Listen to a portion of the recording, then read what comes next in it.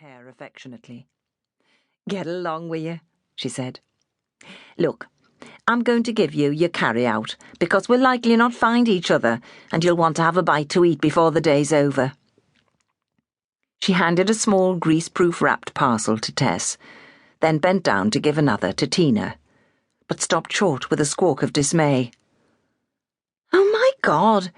Whatever have you been doing, and your dress is all wet down the front? Folk'll think you've been playing mud pies." "She has been playing mud pies," Tess said grimly. "But she's pretty clean now, ma'am, and it's a warm day. Her dress'll dry out before we reach the tunnel." Tail clat, Tina muttered, as her sister towed her back towards the kitchen door, pushing Cousins aside as she did so. "You swore! You never told our ma'am that you said a swear. And you never told ma'am you'd gone off to see horrible old Sally, leaving me all by myself with nothing to do but make a few mud pies." Tess opened her mouth to respond pretty sharply, then closed it again and gave her little sister a hug instead. After all, Tina had a point, for Tess was 11, old enough to control a child of 5, and since the two of them would have to stick closer than glue all day, it would be foolish to start off on the wrong foot. She admitted to herself that, though undoubtedly extremely naughty, her sister was neither wicked nor spiteful. She had not told their mother that Tess had abandoned her to go and visit Sally, for Tess appreciated that Tina's mutter had been too low for Laura to hear. She had tucked her own sandwiches into her skirt pocket, and now, as a peace offering, took her sister's packet and pushed that into her pocket as well. "I'll carry your butties. Want a piggyback?" she asked. "I'm sorry I told on you. It were a mean thing to do. I say, look at the crowds." They'd emerged from the court and turned right into Penryn Street to reach the Scotty, where they joined a great number of people, many of them children, all heading towards the city centre. Tess was a trifle daunted and hung back, though Tina would have pressed forward. But at that moment, a voice hailed them, and, turning to glance behind her, Tina saw 4 of her Moffat cousins hurrying towards them. The sisters stopped to let Bill, Fred, Annie and Emily catch up with them.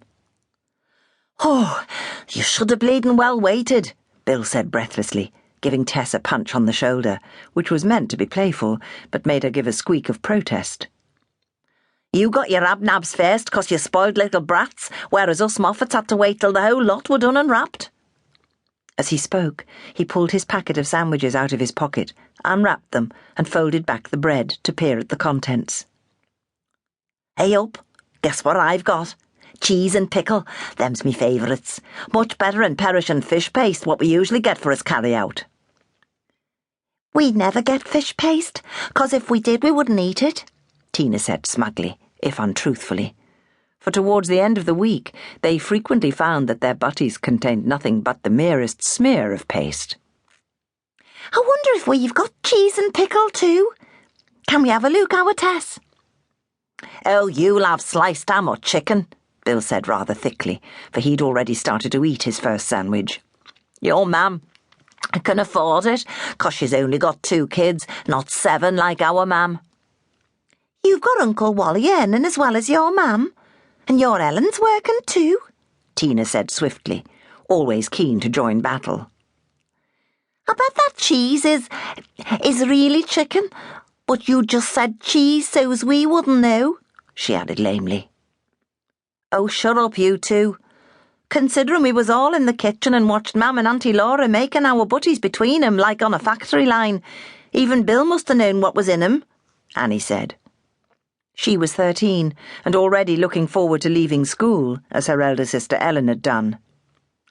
Ellen was working in the jam factory, and Annie planned to join her there. The remaining Moffats ranged in age from Bill, who was 12, down to Cyril, who was the same age as Tina. "Where's the others?" Tina asked suddenly. "Where's me pal Cyril?" "He's coming wi' Mam and Dad," Bill said briefly. "I don't think they realised the crowds would be so huge, 'cause they said to meet up on Dale Street. Unless we got a place in the front, of course." He grinned down at his young cousin.